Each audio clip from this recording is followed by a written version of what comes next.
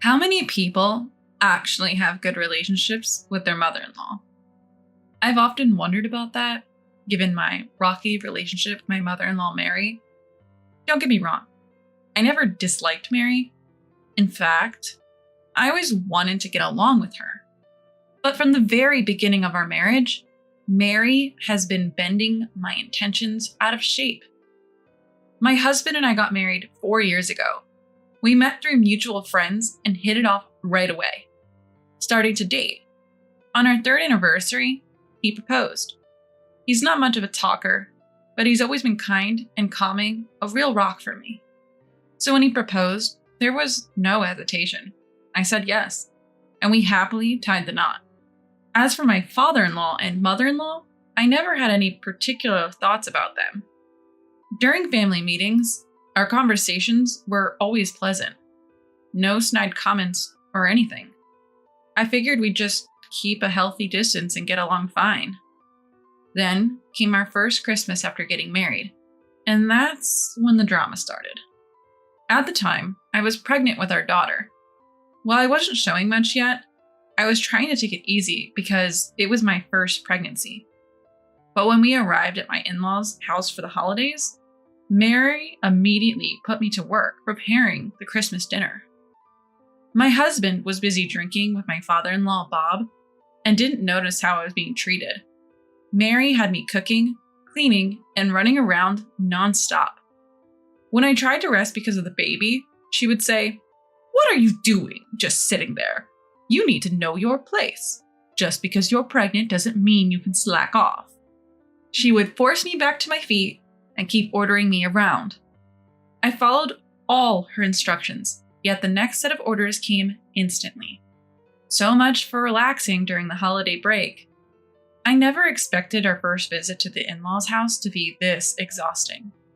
By the time we got back in the car, I was completely drained. My husband should have noticed what was happening between Mary and me, and it frustrated me that he didn't seem to care. But he had been enjoying his time talking and drinking with Bob, so maybe he just wasn't paying attention to me. I couldn't bring myself to confront him about it. After that, our daughter was born, and during the following summer, we went to my parents' house. My parents live about an hour away from our apartment, just like my in-laws, so we visit them every few months. However, Christmas at the in-laws became an annual tradition. But the pressure to visit them more often increased after our daughter was born. It might just be because they want to see her, but for me, it's been a source of stress. Every time I go to the in-laws, I know I won't be able to relax, and Mary will always have some sort of task for me. I knew all too well what I was getting into, and if it were up to me, I wouldn't have gone. But my daughter was still young, and I couldn't just leave her behind. My husband, as clueless as ever, didn't seem to notice that Mary was making my life miserable. The only one who seemed to get it was Bob, but he's practically invisible at the in-laws' house. He never says anything to Mary. Mary knows this, so she doesn't openly harass me when my husband is around. But if Bob is there, she'll make snide remarks. On top of that, she has me prepare meals and then serve them only to my husband and Bob, saying, "We'll eat later. We have chores to do." Then she eats in the kitchen, leaving nothing for me. If a situation arises where we all have to sit at the table, she'll eat my portion of the side dishes and say, "Emma, you said you didn't like this, remember?" Saying so, she didn't give me a side dish. My husband will just genuinely look surprised and say, "Oh, you didn't like it?" I'm just genuinely surprised. Mary turns to him and says, "See, you have to keep track. Emma is so picky." Which is nonsense. I'm not particularly picky, and I generally eat what's given to me. But dealing with Mary's subtle harassment had started to feel tiresome. I'd only managed to eat one meal during a 2-night stay. Such things were commonplace. It had gotten so routine that I started bringing my own emergency snacks like sweetbread and cookies whenever I'd go to the in-laws' house. I would just eat them in the kitchen afterwards since no meal was prepared for me anyway. Seeing this, Mary says, "Isn't it a bit much to bring your own food? Shouldn't a daughter-in-law show some restraint? She mocked me. But by then, I had learned to tune her out to some extent. Sure, it still irritated me, but I no longer felt like a failure as a daughter-in-law. This continued for several years after my daughter was born, and by the 5th year of our marriage, I was pregnant with our second child. We went to the in-laws' house for Christmas that year, as is customary. But for some reason, my husband was acting a bit strange this time. As soon as we arrived at the in-laws' house, Mary was on me as usual. "Emma, can you help with the Christmas dinner?" That's what I was told. Knowing that helping really meant doing it all myself, I simply said, "All right." Just then, my husband, who usually starts drinking with Bob right away, seemed to have been listening to our conversation. "No, Emma can sit. Mom, Emma is pregnant with our second child," he kindly said. Even so, when I tried to speak, my husband sharply snapped, "Just sit down," he yelled. I was shocked to see him so furious. It was unlike his usual calm demeanor. However, just as I was about to sit, Mary chimed in. "Look, things go faster when women handle these tasks. Emma helps me every month, so just sit down, okay? Come on, Emma." Unable to do anything else, I ended up being bossed around by Mary as usual. But today was different. My husband seemed off. As we headed to the kitchen, my husband followed. Upon arriving, he asked, "Mom, where's Emma going to sit? You're going to help too, right?" Mary quickly fetched a chair and set it in front of me, saying, "Here, sit down, Emma. You're pregnant after all." She was uncharacteristically kind. All the while, my husband just stood there, silently observing. Although he didn't interfere, he watched us intently. But Mary grew restless and tried to get my husband out of the room by suggesting, "Why don't you go have a drink with Dad?" My husband, however, didn't budge. Our daughter's fussing caught Mary's attention. "Listen, Betty's crying. Go soothe her." Finally, my husband left the kitchen. Immediately, Mary sighed and said, "Oh, I'm tired. Emma, just finish the rest yourself. Stand up. Pregnancy isn't an illness." She snatched the chair from me and sat down. But Mary's relief was short-lived. My husband returned carrying our daughter. Mary, caught off guard, tried to stand up and ended up falling with the chair. My husband glared at her. "Why are you sitting, Mom, while Emma is standing?" he said in a cold voice. Frantically, Mary answered, "Oh, my back just started hurting a bit. I just switched places for a second." She hurriedly returned the chair to me.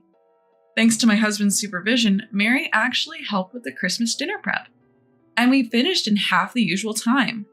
Still, my husband remarked, "This was much quicker than usual, even though you both should be working on this every year." He made such a mysterious comment.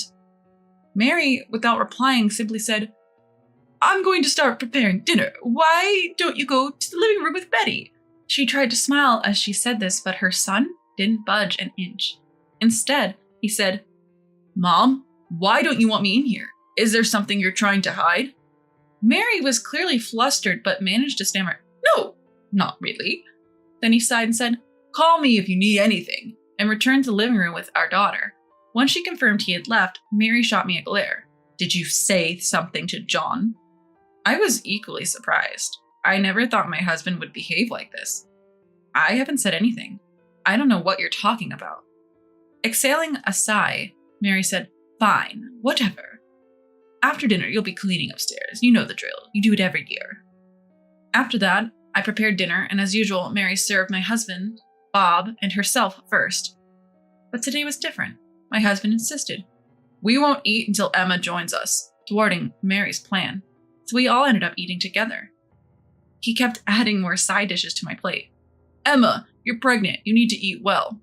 Usually Mary would give me less food, assuming I disliked certain dishes, but she couldn't intervene this time. "Emma, are you sure you like that? You don't have to force yourself to eat." She tried to snatch the dish away from me. "No, Emma eats what she's given. It's better for the baby if she doesn't have food preferences," my husband said, so Mary couldn't say anything more. After dinner, I usually do the dishes by myself, but this time my husband stepped in. "I'll do it today, Emma. You sit down." He grabbed the dishes from me and headed to the kitchen. Seeing this, Mary whispered, "Letting John do that. You're a failure of a daughter-in-law. Go clean the upstairs." That's what she said to me in a whisper. As much as I didn't want to share a space with Mary, I was about to head upstairs when my husband stopped me. Emma, where are you going?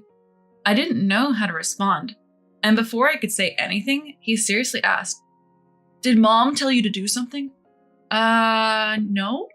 Before I could say more, he took my hand and led me back to the living room. He looked angrier than I had ever seen him before. Then, in front of Mary and Bob, he began to speak. I misunderstood because Emma didn't say anything. I thought she was getting along with Mom. Mary looked shocked at his words. What have you been doing to Emma, Mom? He asked. Looking flustered, Mary responded. What are you talking about? Emma and I get along just fine, right, Emma? She looked at me, seeking agreement. Well, about that. Before I could elaborate, my husband spoke again. Every time we come back from visiting here, I notice Emma looking down. I was concerned but didn't press because you always seem cheerful, Mom. You haven't been harassing Emma, have you? Mary's face flushed with anger. I haven't done any such thing. Emma, did you say something unnecessary? She lunged at me, but my husband intervened. Enough, he shouted. I've always been treated well by Emma's parents, so I assumed you were kind to her as well, Mom. But Emma looks miserable every time we come back here. It's true that being at my parents' house might make her feel a bit uncomfortable, but that goes both ways. Yet I've never felt unhappy when I'm at her parents' place. They're really good people. My husband's eyes were filled with tears. Seeing him like that, I couldn't help but tear up too. My husband looked at Mary, who was visibly uncomfortable, and said, Mom, can you really face Emma's parents like this? Can you honestly say you treat Emma well? Just then, Bob stood up and apologized to us. I'm sorry, Emma. I also noticed that Mary had been distant with you, but I didn't say anything. I'm equally at fault. I'm truly sorry. Hearing this, my husband turned to Mary. Mom, you should apologize to Emma too. While saying sorry won't fix everything, it's a start. But Mary wouldn't even look at me, let alone apologize. Seeing this, my husband sighed deeply and said, If that's how it's going to be, Mom, then fine. We won't be coming back to this house ever again. Mary looked shocked. That's not fair, is it? She pleaded. Ignoring her, my husband began packing our things. Mary started sobbing uncontrollably. But no one, not even Bob, comforted her. Let's go, Emma, my husband said, picking up our daughter and calling me. Mary collapsed on the floor, crying, and Bob just sat there, head down. In that awkward atmosphere, we left my in-laws' house. Ever since, Mary has tried to call my husband multiple times, but he's blocked her number. He's cut off all ties with his parents' home and hasn't been back. Instead, we've been visiting my parents more frequently. At first, my parents were puzzled by our increased visits, but they welcomed us warmly each time. My husband often says, Emma's parents are truly wonderful people. I think he feels guilty for the tough times I endured at his parents' home, but I'm not concerned anymore. I have no stress now that we've stopped going there. In the end, I owe my current happiness to my husband's actions back then. I'm truly grateful. From now on, I want to create many happy memories with my husband, our daughter, and my parents, and continue to walk a happy path in life.